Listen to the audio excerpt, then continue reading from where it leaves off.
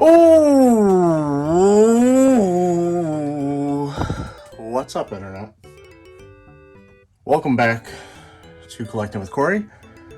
On today's video, we're going to be looking at my Sega Genesis collection, as you guys might have figured out because you looked at the title and you see a whole bunch of Sega stuff in front of you. Let's hop right into it.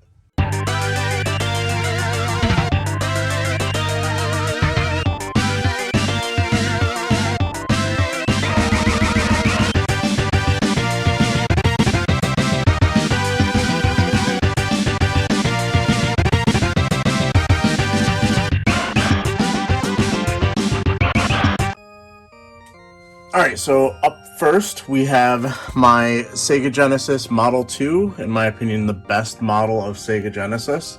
Not too big, not too small like the Model 3, and just right, in my opinion. And it had some of the best boxes for it. Here we have the one that came with Subterranea, and apparently Sonic 3, so I guess this is not complete because I do not actually have Sonic 3 in my collection. So there's that. And you'll also see I've got two Sega Nomads here, mostly because, well, as you guys will see in a video that might have come out before this, might have come out after this, I got one from my friend Ronnie, and I already had one, and the one he gave me works a lot better, so I'm keeping that one. Haven't sold that one yet. But if you got two Sega Nomads, might as well put them in the video, right? So, into the games, we have probably one of the best values on the entire system, the Sega Genesis 6-pack. Got Golden Axe, Sonic the Hedgehog, Revenge of Shinobi, Columns, Streets of Rage, and Super Hang-On. Very, very high-quality game right there. Then you got Battletoads Double Dragon. I actually don't know how I want to stack these. I'm going to stack them like this. Beauty and the Beast, Roar of the Beast. Really good game from what I understand. Boogerman, a pick and flick adventure. Very 90s game right there. Gross out humor and all. Captain America and the Avengers, very fun beat 'em up. One of the prize possessions in my collection. I have the Castlevania Bloodlines with the clamshell. Every once in a while you'll see this, actually I think more often than not you'll see this in the cardboard box version. And I hate the cardboard boxes that they eventually switched to on the Sega Genesis. So in any instance where I can get the clamshell, I'm going to look for that. As I think most people will too. Here's a childhood game of mine, Cosmic Spacehead. Very weird platformer / adventure game. Definitely did not really know what I was doing in this game back in the day. I just used to run around and not really progress anywhere. Another game from my childhood, Cyborg Justice. Very difficult game, but you get to mix and match and build your own character. Different weapons, different body types, and unfortunately I think early on in the game you need to have certain legs to even progress, so it's kind of like a game that if you don't have a guide for it, you're not going to really do much, unless you're okay with a whole bunch of, you know, trial and error. I have a pair of games that I have not actually tried out. These are both pinball games. I have Dragon's Revenge and Dragon's Fury. Missing the manual on both, unfortunately. But very interesting, stylized pinball games.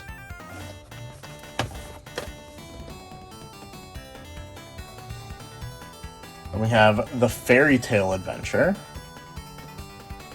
Don't know anything about it. A lot of these I haven't had the chance to play yet.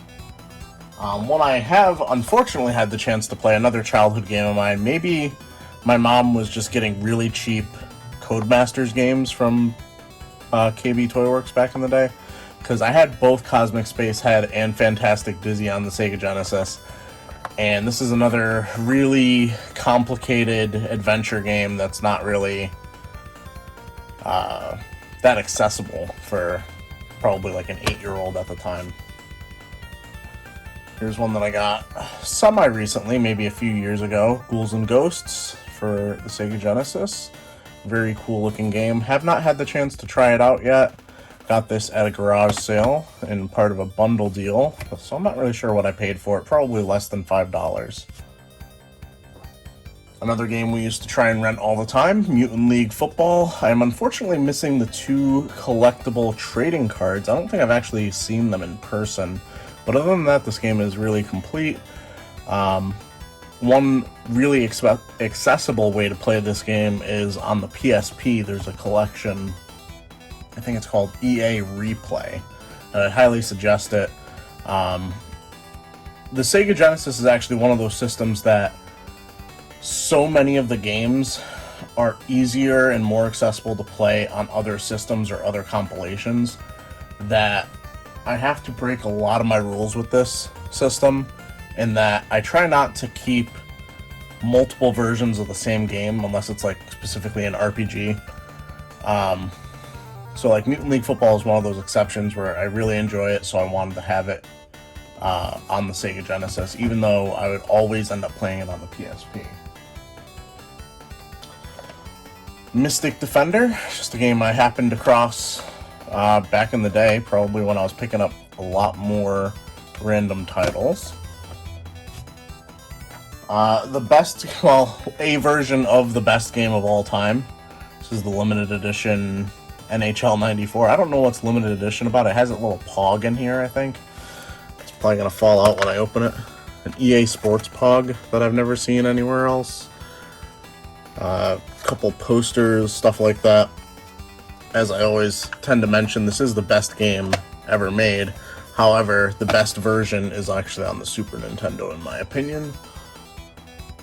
This is probably my most recent, or second most recent, addition to the Sega Genesis collection. Outrun 2019. Crazy to think that that is 2 years ago at this point. And this is supposed to be a futuristic racing game that's set in the past. Next up, we have Phantasy Star 2 with the hint book. Now, I'm not going to show all my strategy guides for the Sega Genesis, if I even have any others. It just so happens that this sits next to it on my shelf. This came with this, I believe, originally, so it was like saran wrapped together. The hint book actually goes for about $100, so or $75 to $100 if I'm being honest. Next up, we have Phantasy Star 3, Generations of Doom. Unfortunately, I have not had the opportunity to play any of the Phantasy Star games, despite owning them all, aside from the first one, which is on the Master System, a system I don't collect for. Unfortunately, Phantasy Star 4 is one of those cardboard box titles, and this is exactly why the cardboard box titles suck by comparison. You just got the cartridge. This is my most expensive game in my Sega Genesis collection, and you got this thing just like rattling around in here. Sure, I could switch out this part of the box for, you know, something else that's in better condition, but it's still going to be shitty. Next up, we have Ranger X, probably one of the coolest covers on the whole system. This is a not for resale. I do believe there is a Model 2 Sega Genesis that came with this. I think that's why it is the not for resale version. Road Rash 2, another cardboard box version. It was very unfortunate. One of my favorite games on the system, Rocket Knight Adventures. Got this at a thrift store for very cheap, way back in the day. Absolutely fun game. I played this with a turbo controller, and it's actually a lot easier to play with the turbo controller. I was able to get a lot farther in it. Further? I'm not sure. Shining Force, another game that I have in my collection that is readily available on other platforms. I believe the Switch has a Sega Genesis collection that has all the Shining Force games. I believe some of the Phantasy Star games also. Shining Force 2, yet another one that's in the cardboard box, unfortunately. It did not have another version. And yet another one that I have in my collection breaking some rules, because I could play it on a handheld. Shining in the Darkness, the last of that. I think it was actually the first to come out. Really goofy characters on this cover. Like, look at this guy over here. Like, I don't want him in my D&D party, that's for sure.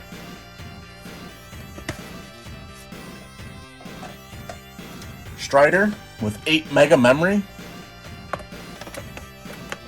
Very fun game on the Sega Genesis, although I actually played much more Strider back in the day on Tiger Electronic, which is probably a sentence that's never been said before. Subterranea, this is the game that should be in the box, but why would I go through all those levels of putting it away? If I were ever to play it, that would suck to have to take the box down, get the game out and all that, and then put it back. Sword of Vermilion, another one of those it's just kind of here titles. Probably my most coveted game in the Sega Genesis collection, Teenage Mutant Ninja Turtles, the Hyperstone Heist.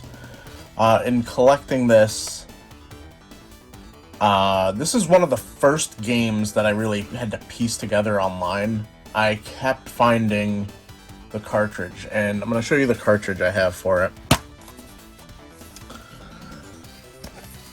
Now you can see here, this is not in great, or even, I wouldn't even say good condition, but this is, out of the 3 or 4 times I've found this game, this is the best I've found. I've always been trying to upgrade, so this cartridge is the best I've found out of like 3 times finding this game. So one of those Sega Genesis games that has a really poor label, unfortunately.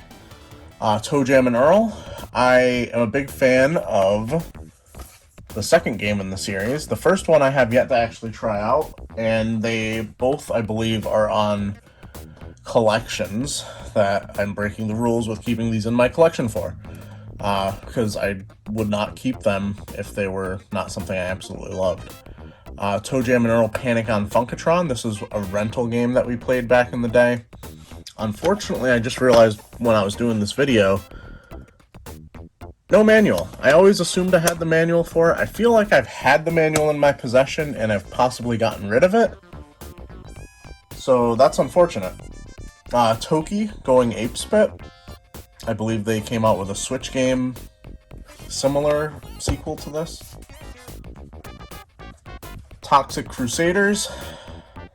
Also missing the manual. Not the best game from what I remember.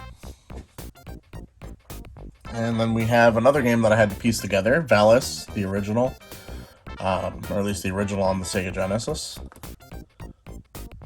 Fun side-scrolling platformer. Cid of Valis. I don't know if this is officially considered like Valis 2. I put it on my shelf as Valis 2 because otherwise it seems weird to have Valis 1 and Valis 3. This is more of a chibi style side-scrolling game in the same vein. And as I mentioned, Valis 3. The Valis games, the second 2 here, I was able to get at Long Island Retro Gaming Expo for what I remember being a decent price, and based on them all being over $100 now, I'm pretty sure it must have been a good price if I was willing to pay it. And Valis 1 I had to piece together, and that's probably the most recent thing that I've completed for my collection. Wiz and Liz, a very old Psygnosis game, of who I enjoy collecting games of, mostly due to Colony Wars. World of Illusion, starring Mickey Mouse and Donald Duck, game I've played very little of. X-Men, there's a poster in here. I don't know if it's the right poster because it's a Jurassic Park poster. Let me know in the comments below if that's what this is supposed to come with. Not the best X-Men game. Actually, I feel like they didn't really ever get X-Men right until probably the PS2, when they did the X-Men Legends series. And this one is especially hard. This game, it drops you into the action with a random character right at the beginning. X-Men 2: The Clone Wars. Very cool box. Unfortunately, another one that only has cardboard as an option. But that is going to do it for my Sega Genesis collection.